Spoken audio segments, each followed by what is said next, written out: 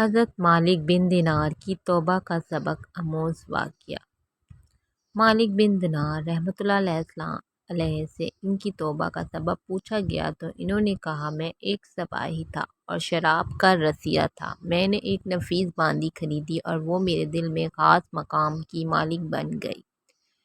اس سے میری ایک بچی پیدا ہوئی۔ میں اس بچی کو حد سے زیادہ پیار کرتا تھا۔ جب وہ زمین پر گھسیٹ کر چلنے لگی تو میرے دل میں اس کی محبت اور زیادہ بڑھ گئی۔ وہ مجھ سے مانوس ہو گئی اور میں اس کے سامنے جب بھی شراب لا کر رکھتا تو وہ آ کر کھینچا تانی کر کے میرے کپڑوں پر شراب بہا دیتی۔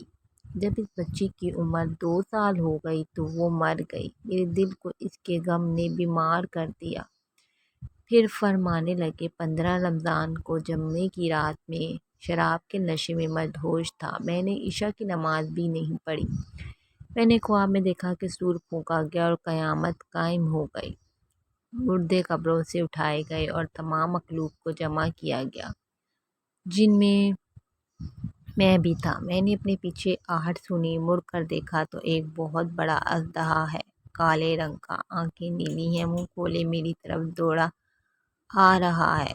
خوف و دہشت کے مارے میں بھاگا۔ راستے میں ایک ستھرے لباس والے شخص کے پاس سے گزر ہوا۔ میں نے سلام کہا۔ اس نے جواب دیا۔ میں نے کہا، بابا مجھے اس اژدہے سے پناہ دو۔ تجھے اللہ تعالیٰ پناہ دے۔ وہ بوڑھا رونے لگا اور کہا، میں کمزور اور ضعیف ہوں اور یہ اژدہا زبردست ہے، یہ میرے بس میں نہیں، آگے چلو اور بھاگو، شاید اللہ تعالیٰ تیری نجات کی کوئی صورت بنا دے۔ میں آگے بھاگنے لگا اور ایک بلند جگہ پر چڑھ گیا۔ ادھر میں نے جہنم کے طبقات کو جھانک کر دیکھا، ان کی ہولناکیاں دیکھی۔ قریب تھا کہ اژدہے کے خوف سے میں ان میں گر جاتا۔ مجھے کسی نے آواز دے کر کہا، یہاں سے آگے جاؤ، تم یہاں کے رہنے والے نہیں ہو۔ میں اس کی بات سے مطمئن ہو گیا اور وہاں سے واپس لوٹا تو اژدہا میرے پیچھے تھا۔ میں پھر دوبارہ اس بوڑھے کے پاس آیا اور کہا، بابا میں نے آپ سے درخواست کی کہ اس اژدہے سے میری جان چھڑاؤ، آپ نے کچھ نہیں کیا۔ وہ بوڑھا پھر رونے لگا اور کہا، میں ناتواں ہوں، البتہ تم اس پہاڑ کے پاس جاؤ جہاں مسلمانوں کی امانتیں ہیں، اگر تمہاری کوئی امانت ہوئی تو وہ تمہاری مدد کرے گی۔ میں نے دیکھا، چاندی کا ایک گول پہاڑ ہے، اس میں جگہ جگہ سوراخ اور روشن دان ہے، اس پردے لٹکے ہوئے ہیں، ہر روشن دان پر سونے کے 2 پٹے ہیں اور ان کے قبضے یاقوت کے ہیں اور آرائش موتیوں کی، ہر پٹے پر ایک ریشمی پردہ ہے۔ جب میں نے پہاڑ کی طرف نظر دوڑائی تو فوراً اس کی طرف بھاگا اور اژدہا میرے پیچھے تھا۔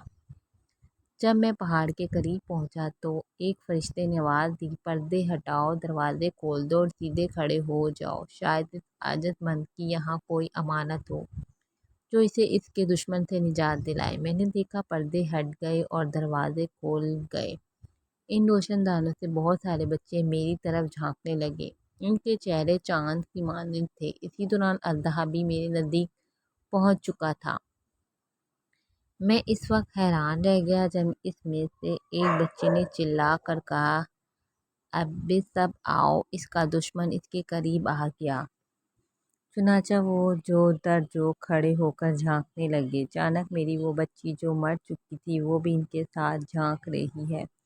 جب اس نے مجھے دیکھا تو رونے لگی اور کہا، ہے یہ تو میرا باپ ہے۔ پھر اس نے نور کے جھرمٹ میں تیر کی تیزی کے ساتھ چھلانگ لگائی اور میرے سامنے آ کر کھڑی ہو گئی۔ اس نے اپنا بایاں ہاتھ میری طرف بڑھا کر میرا دایاں ہاتھ پکڑ لیا اور اپنے دائیں ہاتھ کو اژدہے کی طرف بڑھا دیا تو وہ بھاگ گیا۔ پھر اس نے مجھے بٹھایا اور میری گود میں بیٹھ گئی اور اپنے دائیں ہاتھ سے میری داڑھی پکڑ کر کہا، اے بابا جان، کیا مومنوں کے لیے وہ وقت نہیں آیا کہ ان کے دل اللہ کے ذکر کے لیے جھک جائیں؟